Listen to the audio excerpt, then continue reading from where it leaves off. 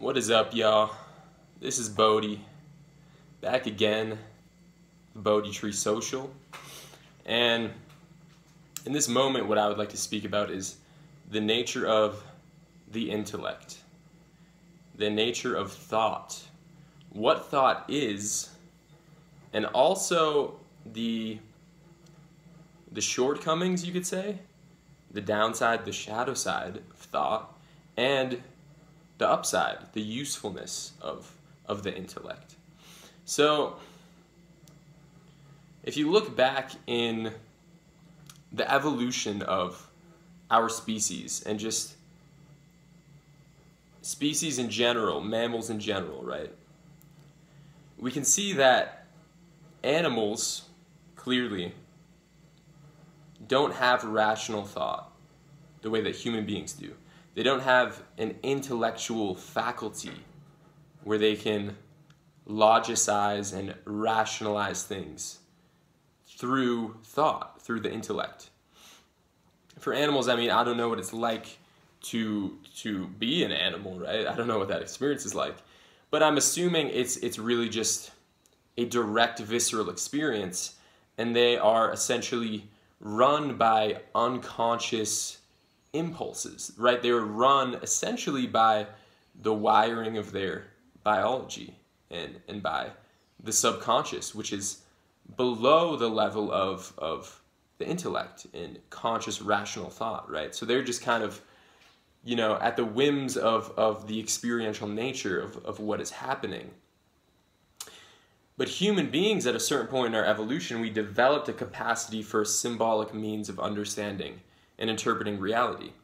And this was a huge evolutionary leap, clearly, and this allowed us to move to really the top of the food chain, you know, and to essentially dominate the planet through thought, right? And it's incredibly useful in so many different capacities. It allows us to effectively navigate reality, to make sense of things in a certain way, to contemplate, right? To analyze, to break things down, to look deeper into the nature of things, into the nature of reality. So thought clearly is extremely useful. Just look at all the amazing things that human beings have accomplished by using thought, by using this tool, right?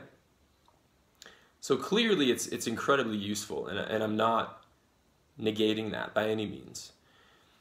But also what I want to point out is the shortcomings of thought, and how thought in the intellect, it's really an extrapolation built upon direct experience. You could say we're having a direct experience, a visceral experience of life through the nervous system.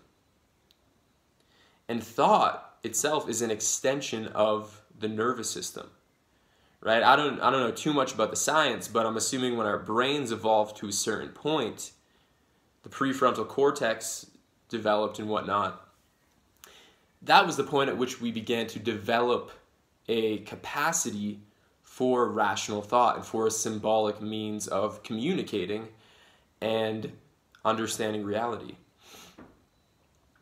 And so, understanding that thought is not the basis of our experience, it is not the basis of our reality, it's merely an extension. It's an extension of direct experience. It's an extension of consciousness. And I think many of us, including myself, I can see how this has happened in my own experience, begin to rely upon thought essentially as the foundation of our being, the foundation of our human experience, right? We build our sense of self upon thought and upon the intellect. That's where we derive our sense of self from. And instead of being rooted in the direct experience, being rooted in the visceral sensations of the body, in the senses, in the perceptual experience that is happening through the nervous system, rooted in the body, in the sensations in the body, the feelings of aliveness in the body, being rooted and anchored in that, Instead, we're like floating heads, spinning thoughts, just spinning these webs and these knots and getting all entangled in it. And seeking answers, even seeking salvation through thought. But the problem is, you can never solve a problem, as Einstein said, at the same level of consciousness or the same paradigm that created the problem.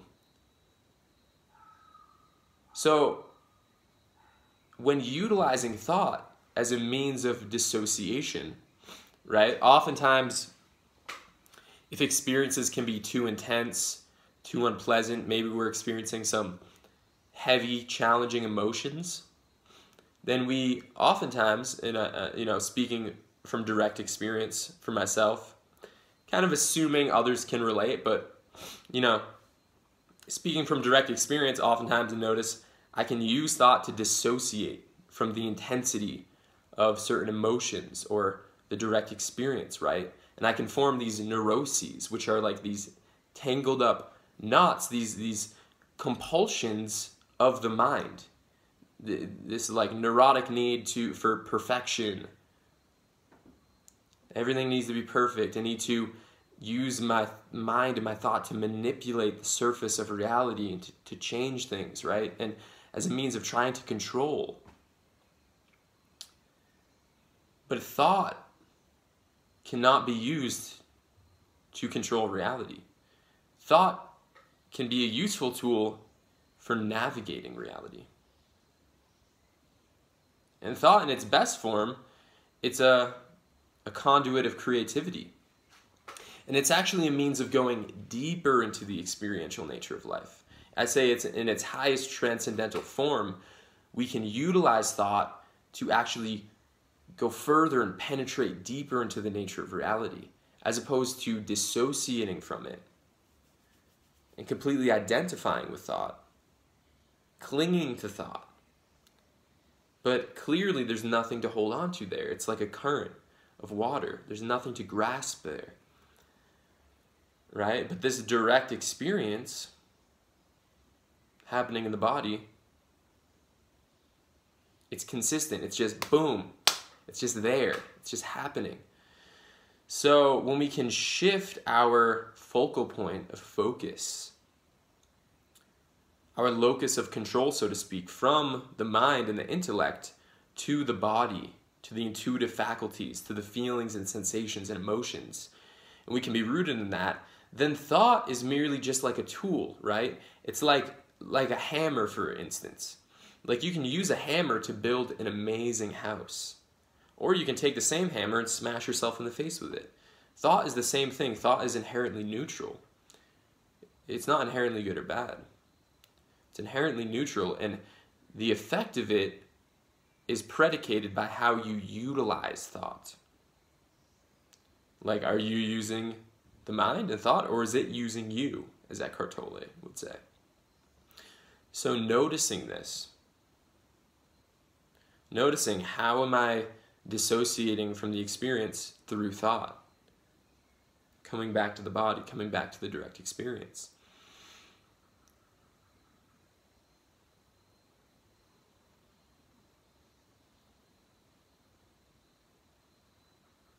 And then we can move into a space where we're utilizing thought, the conscious mind, through our own volitional will.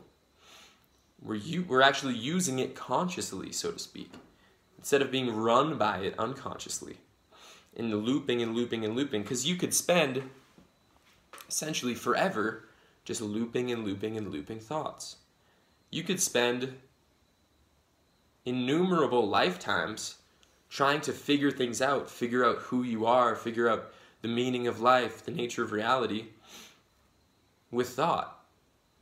And there's always more, that's the thing.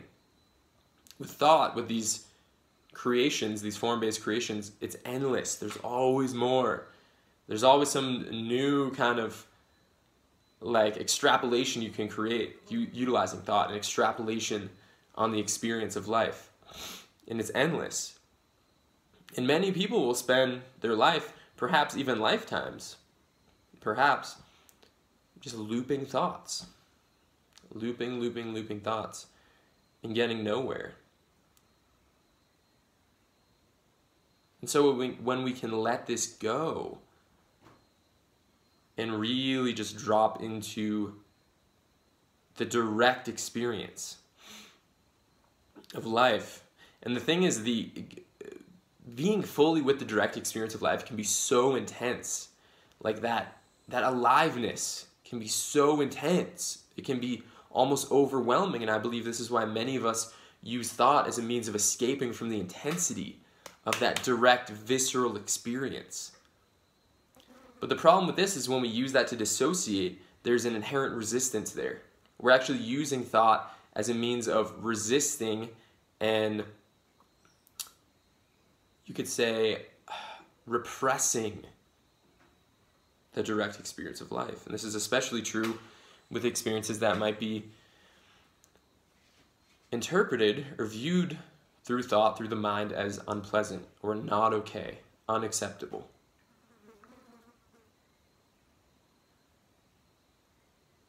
And so developing the capacity to actually drop into the direct experience, no longer dissociating through thought, but utilizing thought to actually bring you deeper into the direct experience. Right? There's multiple ways you can do this. I think a great way, a great teaching that I resonate with a lot and have found a lot of usefulness with is the work of Byron Katie, where you question your thoughts. You question, is that true? Can I absolutely know that that is true? How do I react when I think that thought? Who would I be without that thought? And you can actually utilize the mind to untangle itself, in a sense. You begin questioning things. Is this even my thought? Where's this coming from? Is this just conditioning? And utilizing the mind to untangle itself, to bring you deeper into the nature of reality. You know, tracing the trail of why. Say you're afraid of something. It triggers you. It brings up all these emotions. Instead of utilizing thought to rationalize and escape and repress it and dissociate, question it. Why? Why is this happening? Whoa, why is this coming up? Why am I afraid of this? Getting to that root, right? That core belief in the subconscious. Because our subconscious becomes conditioned by these continual thoughts, by these stories that we're told. We get conditioned by it on the informational level, you could say on the blueprint level of reality, because in truth, what is thought? It's merely information. It's just information, and these repetitive thoughts and these beliefs that we get embedded with, they imprint us on that informational level, you could say on the quantum level, in the subconscious. And then we're running from that. In both means of it, right? We're running based on that programming, and we're also running from it. We're running from that which we have been told is not okay or not acceptable, or which we interpret as bad or wrong. And we run away from it, and we push it away. So to come into the space of this all-encompassing embrace, and no longer fragmenting ourselves through thought, differentiating ourselves from the rest of reality through thought. Because if you look at an animal doesn't really have that much of an individuated sense of self. I'm assuming, again, I don't know what it's like to be an animal, but you know, if you look at like pack animals, for instance, their identity is in that pack. It's in the group. Right? They're not like, I am Chester and this is my life story, and blah, blah, blah, you know, and then extrapolate from there the way that humans do. This is my past. This is my potential future. These are the things that I want. These are the things that I don't want. You know, animals don't have that. So they don't have that strong individuated sense of self the way that human beings do. And so I think what thought allows, though, is for this greater capacity of self-reflection and self-awareness. And we can even develop a greater self-awareness and sense of self that permeates all of existence and all of reality. Understanding, even through the intellect, that we're an inseparable part of everything. We're inseparable from everything. It's all interconnected. We can look at the realm of quantum physics, all that we've discovered through the faculty of thought, to recognize that we're actually not these separate beings. And the way that thought might convince us that we are this separate identity, this separate ego, this separate self. In truth, if we really look into the true nature of reality, it doesn't exist. Because it's all just a fleeting, passing, ephemeral experience. There's nothing to hold on to there. The stream of thought, there's nothing to hold on to there. But when we can immerse ourselves into the direct experience of life, then it's as if we are held by life. There's nothing for us to hold on to, right? Because even that, it's just part of the fleeting experience, the attempt to hold on, right? You can't solve a problem from the same paradigm that created it. But when we just drop into the direct experience, the direct sensations, feelings of aliveness, even if it's unpleasant, I know when I do this, oftentimes, yeah, it can be difficult, challenging, unpleasant feelings and emotions can come up. But when we can just go into it regardless, fully drop into it, then we drop through and we're just held by that field of aliveness. And there's nothing to try and grasp and seek and hold on to anymore. So that's my message for you guys. See the ways in which thought is distracting you. It's pulling you away from the direct experience of life. See the ways you create these loops and entanglements in the mind that actually create suffering. Just notice it. Question the thoughts. I recommend looking into things like the work of Byron Katie, looking into things like shadow work and questioning thoughts, getting to core beliefs, getting into the subconscious mind, seeing how it's been conditioned, releasing that conditioning, dropping into the field of aliveness. Thank you. Talk to you guys soon.